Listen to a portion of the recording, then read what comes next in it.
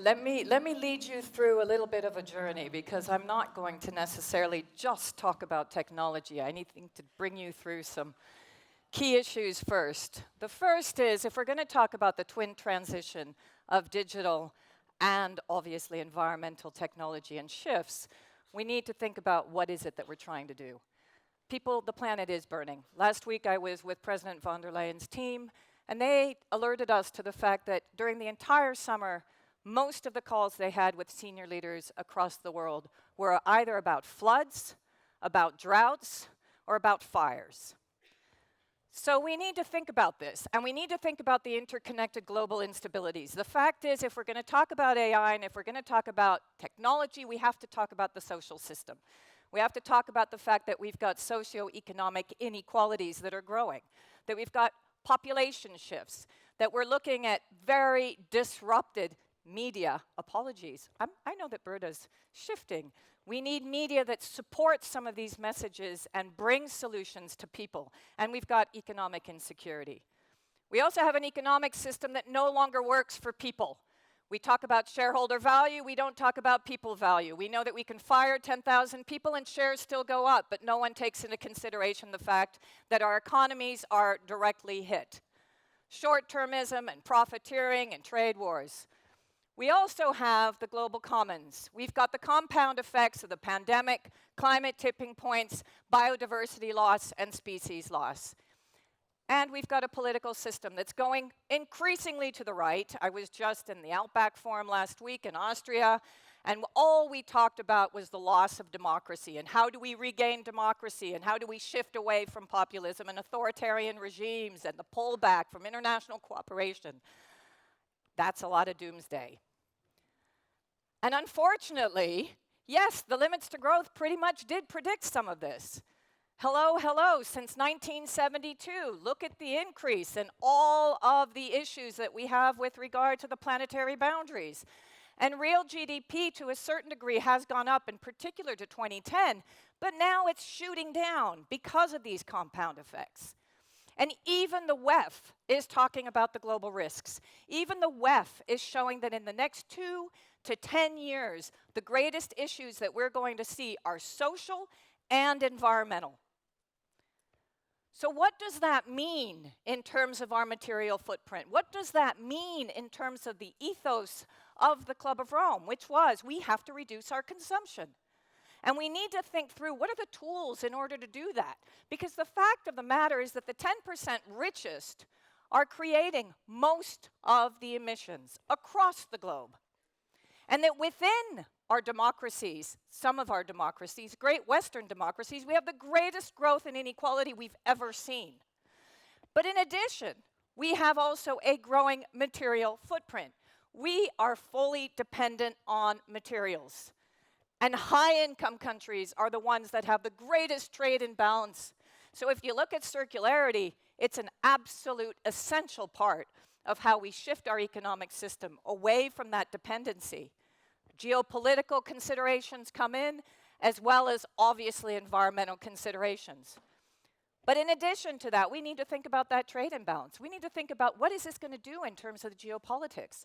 What is this going to do in terms of also the needs from digitalization in terms of some of those materials, as well as the shift towards renewables and new materials that we need for this low-carbon economy? The key, people, is transformational change. And when people tell me, transformational change, how the hell are we going to do that? We've just been through the greatest transformation we've ever seen. Last time you were here, maybe not last year, think 2 to 3 years ago when all you did was look at your neighbor who had a mask on, or all you did was talk about how many vaccines you had. You cannot tell me that we don't know how to transform. We transformed our economies through COVID. So we can do this. But it does mean a paradigm shift. And technology, sorry, is not going to solve it. We need to shift from an extractive GDP-based economy. We need to move away from just counting on profit and look at social and environmental aspects of financial and economic decision-making. We need to expand our perspective of public goods. The state did have a role during COVID. Some of you may not have liked that, But the fact is, government stood up to the plate and realized that in solidarity, they had to protect their entire populations, not just the wealthiest. That is where we are today. That is what we need to think about. We have to correct these inequalities, and we need to think about the role of women and more diverse governance, because complexity is solved through diversity. That means we need to think not only about, oh, we have a slight problem here with regenerative, but anyway, not only about circular and regenerative economies, but real well-being economies. So we came up with, and last year, in fact, this marks the anniversary of our 50th anniversary production of Earth for All, A Survival Guide for Humanity, that we published in German first 1 year ago.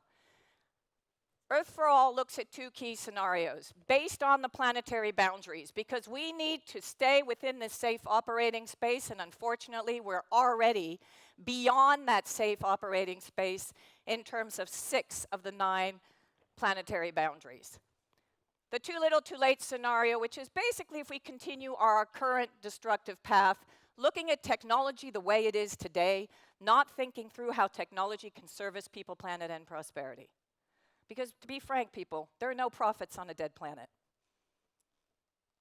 That's the reality. There's no digitalization on a dead planet. If we surpass, and we are at 1.2 degrees today, that's the reality check. We go to 2 degrees, we have bloody mayhem on our hands. And we already have mayhem. As I said, all the conversations this summer between leaders was about burning, flooding, or other climate impacts. So we need the giant leap. We need to achieve the fastest economic transformation in history. And the speed of action on the planetary boundaries is the function of the speed of action on inequality and poverty. All of our system dynamic modeling, the interrelationships between all of the different indicators that we have seen and the risks, brings us to the fact that we need to look at inequality and poverty first. That's our greatest existential risk, not even climate change. The planet's going to do fine without us, by the way. Well-being is key, and actually 74% of G20 citizens who we interviewed said they wanted to shift to a new type of economy because the economy no longer services them. If you look, 1920, here we are. We can already see that actually well-being has dramatically decreased in the West, in particular in the United States, where the American dream has become the American nightmare. If you go to many urban centers, go to San Francisco, go to Los Angeles, go to Seattle, especially in the West, you will see a growing homelessness problem, growing addiction to drugs, stealing, etc. Why? Because well-being has dramatically decreased. So if we look at the giant leap brings us towards well-being, and we have 5 key turnarounds to enable you to do that. Fight inequality, fight poverty, look at empowerment, and address food and energy. With those 5, we will be able to turn around towards a giant leap scenario.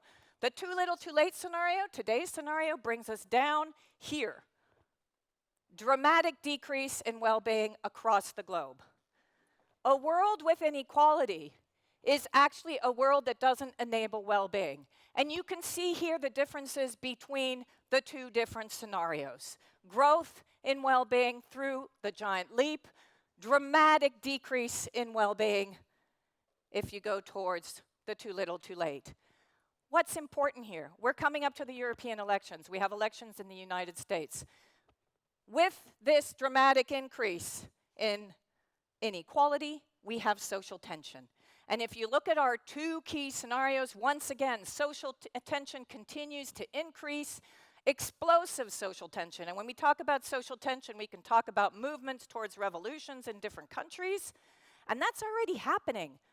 Subliminally, we see it, especially, again, in the United States, in different pockets of the US, but also here in Europe.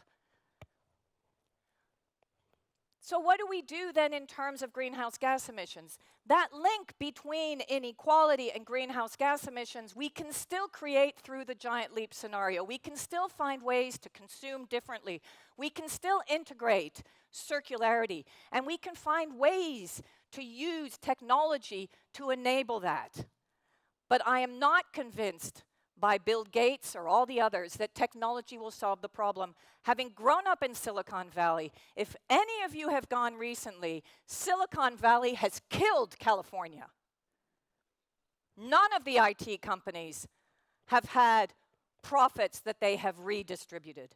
None of the IT companies have solved the problems of California. And that is just a microcosm of what will happen if we do not think about servicing people, planet, and prosperity. So how do we do that? The EU is leading on the green transition. And now we need to make sure that we have a twin transition of digitalization and green. And these are all the different possibilities. AI and digitalization can help. That is key.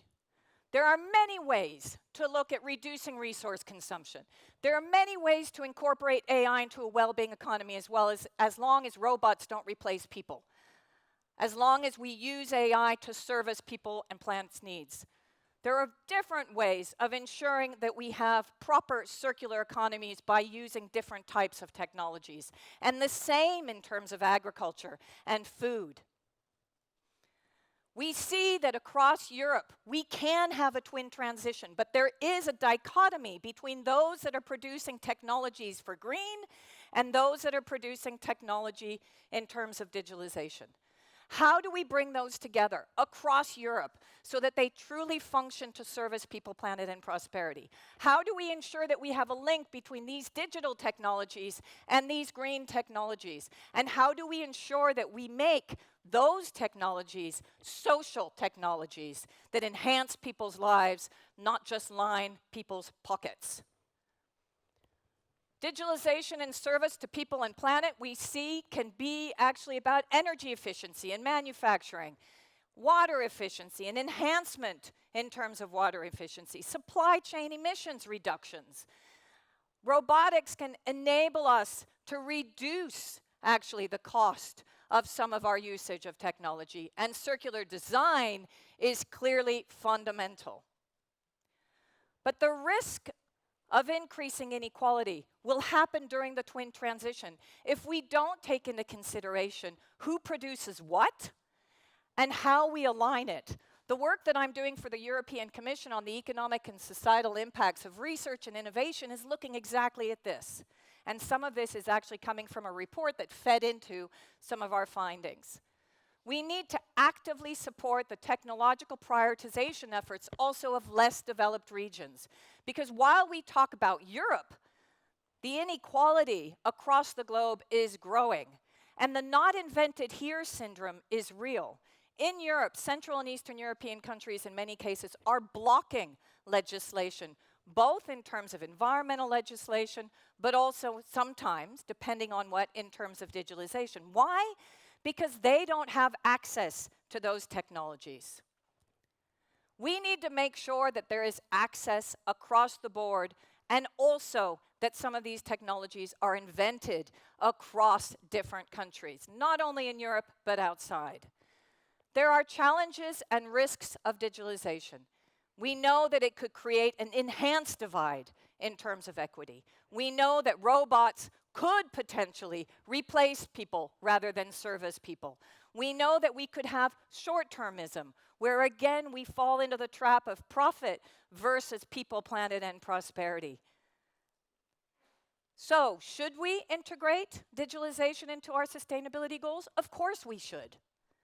But please, when you have your conversations today, let's get away from the hype of digitalization and get into the reality check of where we are today in terms of our planetary needs and our human needs, and think, how can digitalization service people, planet, and prosperity together? This is the Industry 5.0 approach that Europe is now starting to look at. Regenerative, circular, economic by design. Self-sustaining and adaptive and less fragile, because we have to build resilience in our economies to future shocks and stresses. Decentralized to achieve resilience and sustainability. Digitalize with purpose to live within planetary boundaries. Measuring what matters, using metrics as a way to perform and a way to innovate for what truly matters, and responsible at the value chain and ecosystem level. Thank you very much.